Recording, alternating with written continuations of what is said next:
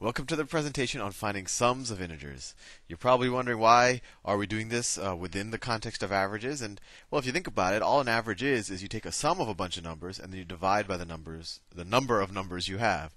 And what we're going to do here is do a couple algebra problems that involve just the sum parts first, and actually they can carry over into, average problems as well. Let's get started with the problem. Let's say I told you that I had the sum. Let's see, the sum of 5 consecutive integers. Consecutive integers is equal to 200. What is the smallest? I apologize for my handwriting. What is the smallest of the 5 integers? Well, there's a couple of ways to do this, but I guess the most straightforward way is just to do it algebraically, I would say. So let's say that x is the smallest of the integers, right? So x is actually what we're going to want to figure out. Smallest of integers. Well, if x is the smallest, what are the other 4 going to be, right? We have a total of 5. Well, they're consecutive. Consecutive just means that they follow each other, like 5, 6, 7, 8, 9, 10. All of those are consecutive integers, right? And if you remember, integers are just whole numbers, so it can't be a fraction or a decimal. So if x is the smallest, so then the next integer is going to be x plus 1. And then the one after that's going to be x plus 2. And the one after that's going to be x plus 3. And the one after that's going to be x plus 4, right? And it might seem confusing, I'm writing all of these x's, but if you think about it, if x was 5, then this would be 6, this would be 7, this would be 8, and this would be 9. And that's all I'm writing here, right? So these would be, assuming that x is the smallest of the integers, the 5 integers would be x, x plus 1, x plus 2, x plus 3, and x plus 4. And we know that the sum of these 5 consecutive integers is 200. Well, what is the sum of these 5, I guess we could say, numbers or expressions? Well, let's see. We have 5 x's. 1, 2, 3, 4, 5. So x plus x plus x plus x plus x is equal to just 5x, right? Or you could just say 5 times x. And then that's plus 1 plus 2 is 3. 3 plus 3 is 6. 6 plus 4 is 10. So the sum of these 5 integers is going to be 5x plus 10. And all I did is add up the x's and then added up the constants. And we know that that is going to equal 200. And now this is just a level 2 linear equation. We could just solve for x. So we get 5x is equal to 190. I just subtracted 10 from both sides, right? And then x is equal to, let me divide 5 into 190. 5 goes into, let's see, 5 goes into 19 3 times. 3 times 5 is 15. 9 minus 5 is 4. Bring down the 0. 5 goes into 48 times. So x is equal to 38. Pretty straightforward problem, don't you think? Now, what if I were to ask you, what is the average of the 5 consecutive numbers? Well, now, there's 2 ways of doing this. Now that we already know that x is 38, we know that the other numbers are going to be, well, this is 38, 39, 40, 41, 42. Well, we could just average these 4 numbers. We could just say 38 plus 39 plus 40 plus 41 plus 42. And well, we already know what those, I don't even have to do the math. We already know that they average up to, they sum up to 200, and then we divide the sum by 5, because there are 5 numbers. So the average is 40. Not 46. The average is 40. And there's a couple of ways you could think about that.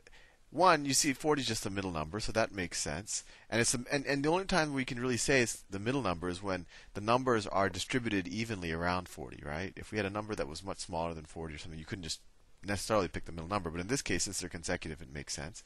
And another way we could have done this problem, if you were, say, taking the SAT and they were to ask you, well, the sum of 5 numbers is 200. What's the average of the numbers? Well, you say, well, all I have to do is divide that 200 by 5, and I'll get 40. Let's do another problem. I'll make it a little bit harder.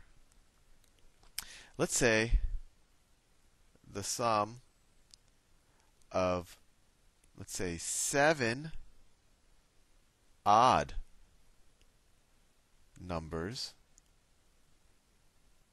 the sum of 7 odd numbers, and let me make up a good, I hope this one works, I'm going to try to do it in my head, is 217. What is the largest number? Oh, I shouldn't say number. 7 odd integers. It actually becomes a much harder problem if it was just 7 odd. Well, actually, the only things that could be odd are integers anyway, so you can almost assume it. But the sum of 7 odd integers is 217. What is the largest of the integers? As you can tell, I'm doing this on the fly. And actually, my wife just diagnosed me with, she thinks I have benign vertigo. I got very dizzy this morning when I went to work, so you have to forgive me for that as well. That's impairing me even more. Let's do this problem. Let's say that x is the largest. Then what would the number right below x be? Would it be x minus 1? Well, if x is an odd number, x minus 1 would be an even number. So if we say that, so in order to get the number right below it, we have to do x minus 2 to get another odd number. Oh, and my apologies. It should say the sum of 7 consecutive odd. I don't know if you assumed that. I'm trying my best today to confuse you. So the sum of 7 consecutive odd integers is 217. What is the largest of the integers?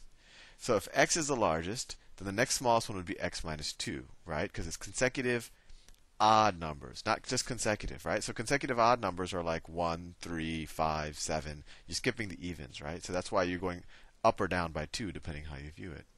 So the next one down would be x minus 2. Then we'll have x minus 4, x minus 6, x minus 8, x minus 10, x minus 12. I think that's it. 1, 2, 3, 4, 5, 6, 7, right? Those are 7 numbers. They're separated by 2. X is the largest of them, right? And we can assume that they're odd because apparently the problem will work out so that they're odd. So what is the sum of these 7 numbers? Well, the 7 x's just add up to 7x.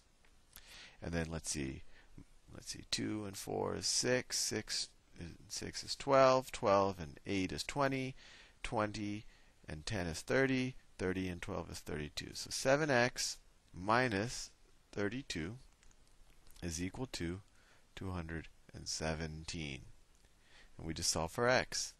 7x is equal to, let's see, if we add 32 to both sides of this equation, we get 249. Let's see, 7 goes into 249. Is that right? It's 200. Right. So 7 goes into 249. Did I do this addition properly? I want to make sure. 2 plus 4 is 6. 6 plus 6 is 12. 12 plus 8 is 20. 20 plus 10 is 30. 30 plus 12 is 42. Oh, here we go. See, my mathematical spider sense could tell that something was fishy about this. So that's 7x minus 42. And that's, so if we add 42 to both sides, that's 7x is equal to 259. See how brave I am? I do this thing in real time. 259. So 7 goes into 259. Let's see, 7 goes into 25 3 times. 3 times 7 is 21. 49 goes into 37 times. So we get x is equal to 37. And we're done. So just to review, because I think I kind of had a lot of errors in this problem when I presented it. The question was, the sum of 7 consecutive odd integers is 217. What is the largest of the integers? I said x is the largest, and then if x is the largest, the next smaller one will be x minus 2. Because we're not saying just consecutive integers, we're saying consecutive odd integers, right? So if x is 37, which is what we solved for, then x minus 2 is 35, this is 33, this is 31, this is 29, this is 27, this is 25. And then we just added up all the x's, and then I'll added up all the constants and said that, well, they add up to 217, and then we just solved for x. I think you're now ready to try some of these problems. Have fun.